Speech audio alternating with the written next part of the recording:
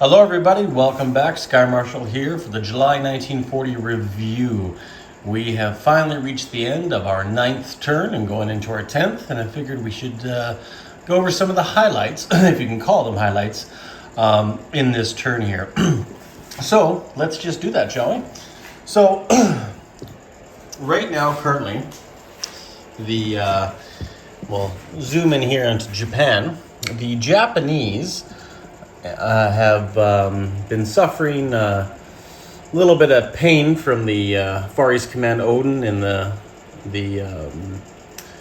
British submarine Springer, as they've been doing a lot of sinking around there, and they've sunk about 4 million tons of Japanese shipping, hurting the Japanese economy a little bit, but not overly that much. We see the Free French submarine, or I guess the French submarine now, the Acheron, is going to come in here and probably join the party as well. But right now, currently the Japanese, the major highlight or the major victory that they had is down here. You can see there is no more New Zealand resistance. Japan has fully engulfed the New Zealand islands. They brought down the Kitabutai, the Akagi, and the Shoho, along with remnants of the 8th and 31st fleets, with the Musashi and the Haruna, and her support vessels. And Japanese are heavily infested in these areas down here. Sydney, of course, is now pumping out Japanese destroyers. They built the Onami this turn right down here, so they got the Australians working for the Japanese right now. And obviously, one thing we may or may not notice is that there is some British ships missing.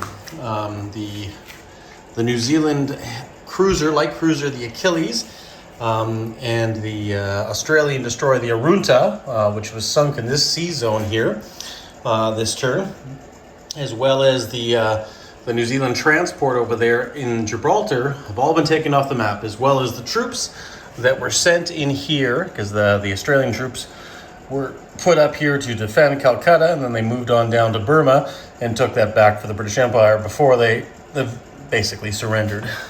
So now the Japanese do have another victory point with the capture of Sydney, but also having taken off the Australian economy right now. So hooray to them, I guess.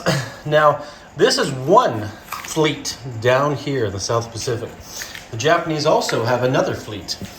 They have the Yamato, the light cruiser Oi, and I-19 and I-17 here, protecting Palau, their new secret naval base. But on top of that, they have the 5th fleet here, and the 11th just off Singapore. And that's comprising of the Kagi, the new light carrier, the Shinyoi, the Nagara, and the Chokai, as well as several support vessels and submarines. And of course, they do have transports there as well. And they have built a factory up here in this area in Siam. So obviously artillery has been coming out. They got an air force down there. So who knows where or when they're going to strike. On top of that, they also have control over the Indian Ocean right now. Matter of fact, the Axis in general have control, because you got HA-202 coastal submarine, the Tsunami, and the HA-201 controlling the Indian Ocean right now. And as well, down here, we have U-889 and U-717, which were doing some convoy raiding here, the Japanese, and they took 1 million tons each off of these lines down here.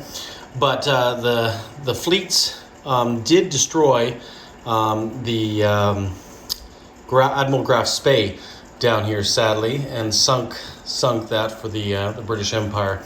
And you can see right here, as we go into the Mediterranean, the fleets that comprise the protection area around Alexandria. Well, we have the King George V, we have the Duke of York, and we have the Richelieu and the Gascon. So we have 4 major battleships defending that area, along with all their support vessels, up against the Italians, who do have a sizable fleet. They have the Littorio, the Zara, 2 light cruisers of the Giuseppe Garibaldi class.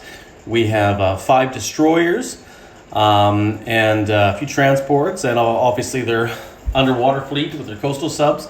And they recently just built and commissioned the Pola up here in Italy right now. Obviously, they need everything, so the shipyards in Lazio have been slowly producing what the Italians need.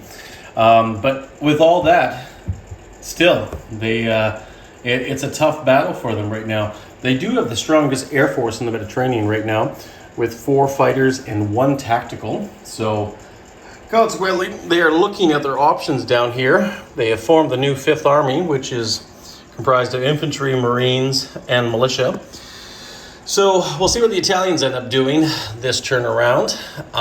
The German U-57 did strike 4 million tons of shipping in the Mediterranean. And further north here, I think it was U-41 did do 1 million tons of damage in that area. So let's just take a break, cruise on up here to the top part of the map, and just tell you what's been going on up here. Left this here for some people that haven't been following, and we can see the HMS Erebus, which is a coastal defense ship, or basically a monitor. She has been sunk by the SHCH 405. The Soviets wanted revenge, and they got revenge by doing that after losing 3 submarines in the Battle of the English Channel down here. Since then, the Soviet fleet has been recalled back here to Sea Zone A12 to deal with the Finnish problem, moving on to next turn. And obviously the Soviets have moved north, now borders Norway, borders Sweden, as well as encircling Helsinki. And we have a new army here in Leningrad, comprising of airborne troops, marines, infantry, as well as air transports, Strat bombers. The Germans lent lease, I think, the Strat bomber last turn, we built this one, and we got a lend lease from the Germans with the medium bomber. So constantly right now, that's what the Russians are doing in the northern sector here, consolidating their power, trying to secure a victory point by taking Helsinki. Currently right now, the Americans have arrived, and we can see the coalition down here in London. We can see they built a new fighter here in London. They have infantry, armored divisions. The Canadians have even joined the defense, and the Americans did lend lease a fighter to London this turn.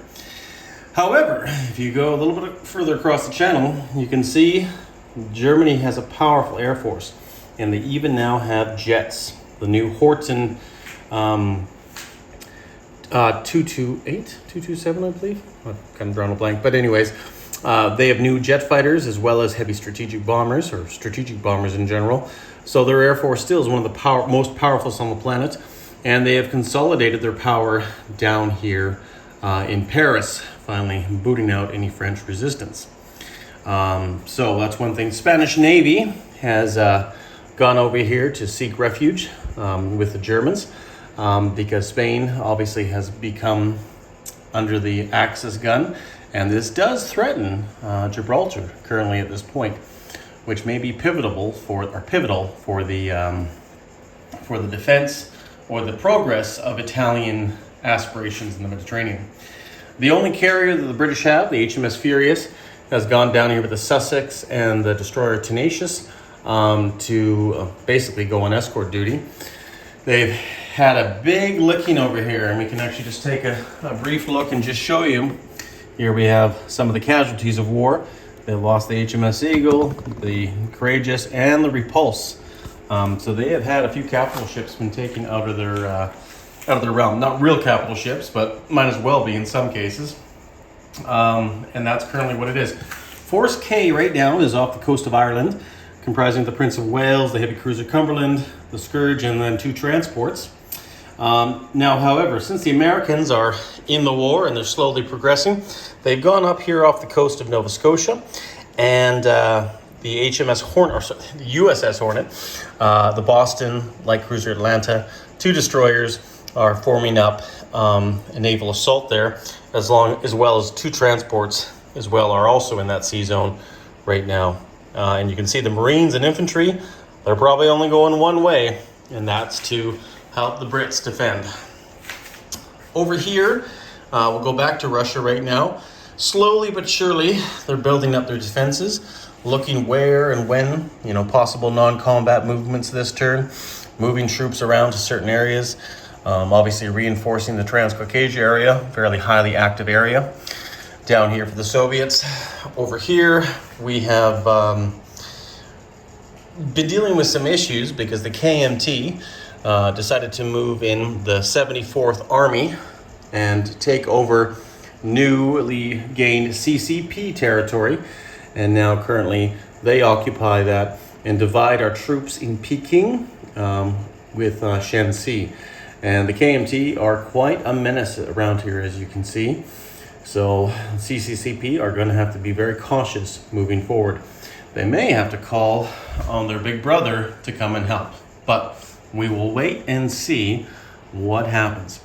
Over here, Sakhalin was finally taken.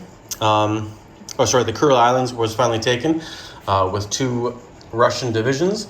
And now we will go about securing that area that is key to a victory point in the Far East, if it is at all possible.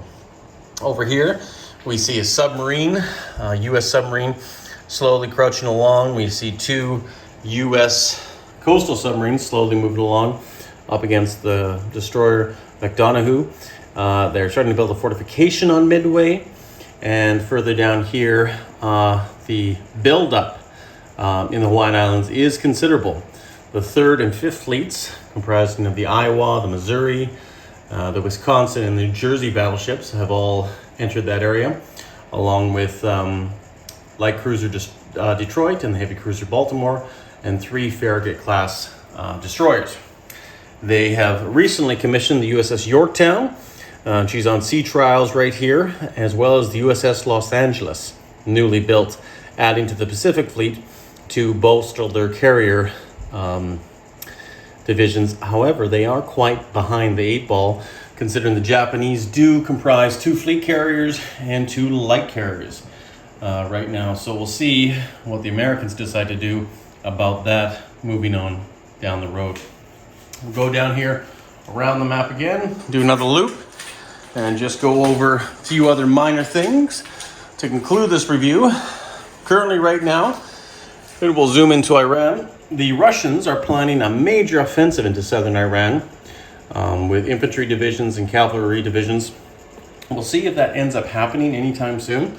If not, we'll see what the Germans have in store for us. But right now, Iran is posing a threat to Soviet peace in the Far East because of the British constantly mucking with Soviet affairs.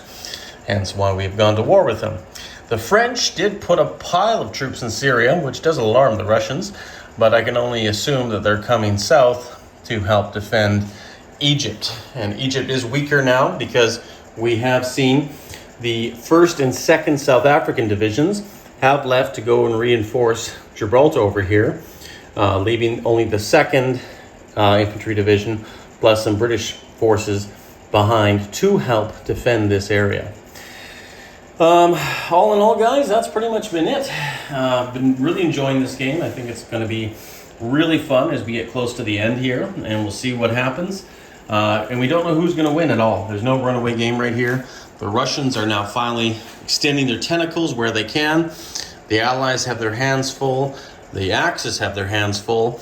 And Russia right now is slowly helping the Axis because they're in a little bit of a trouble to some degree. But obviously, as the Allies get momentum, it might equal out and balance. Or if the Axis get a little momentum, rather, we'll see what happens. Anyways, guys, Sky Marshal here in the Lion's Den, bringing just to you a brief review again. And we'll see you in 1941 with Turn 10. Take care, guys. Stay classy. See you soon.